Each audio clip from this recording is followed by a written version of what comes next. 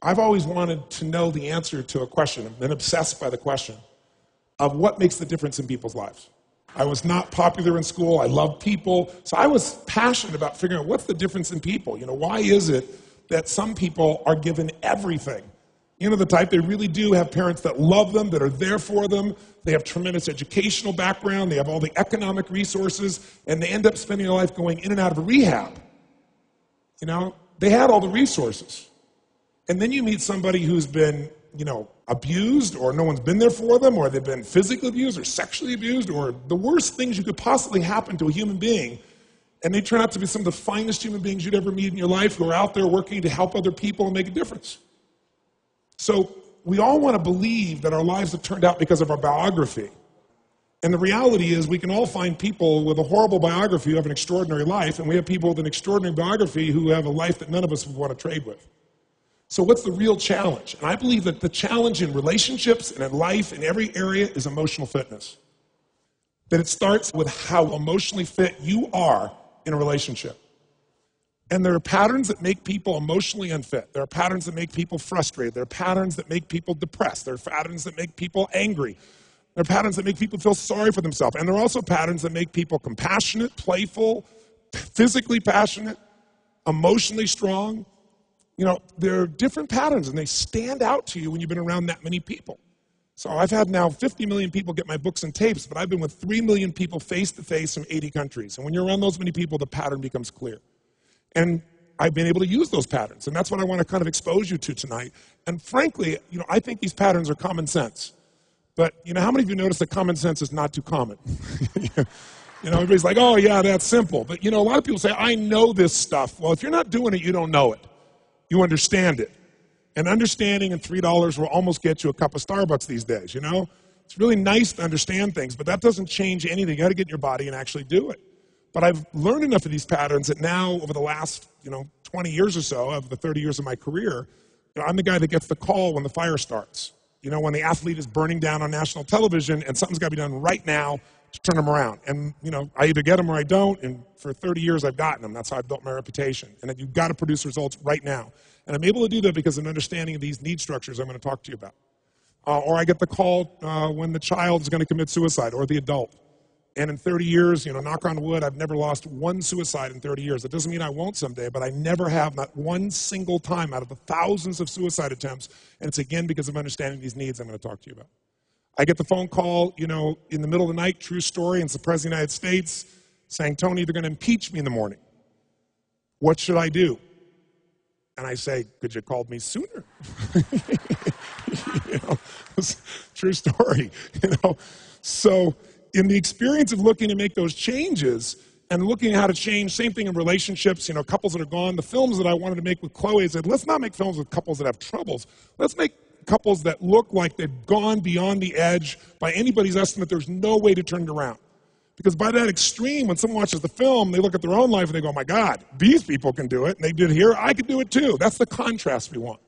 But the basis of all that I do comes down to knowing that the difference in your life, your relationship, your physical life, your emotional life, any aspect of your life comes down to this sense of psychological strength or emotional fitness. And what I mean by that is this. Discipline never works long term. Never. What works is when you become addicted to something positively new. You trade one addiction for another. When you shift from having to doing something to wanting to do something. So our focus is how to make that happen. But I'd say this to you. If you want to change a relationship, the number one thing you have to do is master your own emotions. If you don't do that, forget it. There's no hope. And what's wonderful, though, is it's easy to do if you know how. But none of us have ever been taught really emotional leadership. Emotional management is the very minimum, much less how to direct and shape ourselves. I don't mean faking your emotions. I don't mean pushing them down. I don't believe in positive thinking, although you may think that from watching some of the media coverage. But I'm not into positive thinking. I'm not here tonight to tell you to go to your garden and say, there's no weeds, there's no weeds, there's no weeds, there's no weeds. I'm very clear that I believe that life is about leadership and being truthful to yourself. And so I believe, number one, that the mandate for any great relationship and the mandate for anybody to lead their own life and not be a follower is you got to see things as they are, but not worse than they are. Because that's where most people go.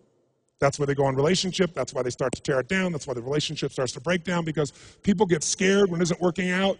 and then they make it worse than it is so they don't have to try. Because they don't want to try again and be disappointed. They don't want to feel that sense of rejection. They don't want to feel that sense of failure. So most people make it much worse than it is. People tell me all the time, oh, I'm skeptical or I'm pessimistic. I said, no, you're gutless.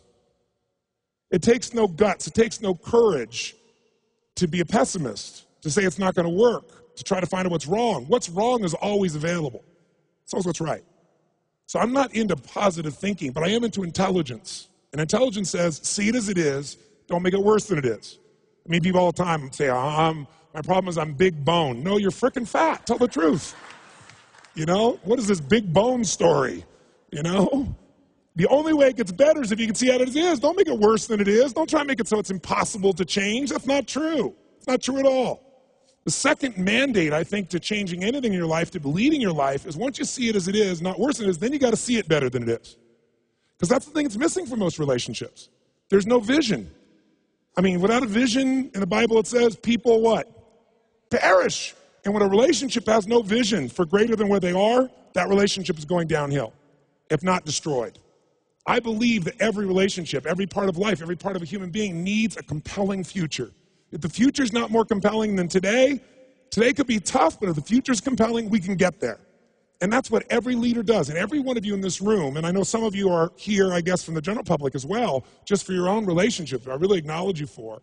But I know that you're from the military here, I know the therapists here, people from all walks of life, you're all leaders. What's your job to lead? Your job is to help people see it as it is, not worse than it is. What's your job? Help them create a compelling future. See it better than it is, so there's a reason to give my all again. Otherwise, there's just no juice. There's no energy. Why? They'll go through the motions, complain with each other, not really believe it's going to work, and nothing will change. And then finally, the third step that we've all got to do if we're going to change our life or anybody else's is make it the way we see it.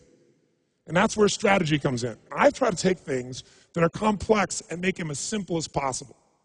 I've noticed most people in the psychological world try to make it as complex as humanly possible. Because it makes us feel so sophisticated when we can talk with all these complex words and elements and so forth, and we can really, we got our degrees and we're somebody. But you know what? That doesn't help anybody. So I look for a nickel word to get to the heart of something. I'm trying to take something complex and make it simple so that people really will apply it. And that's the focus here.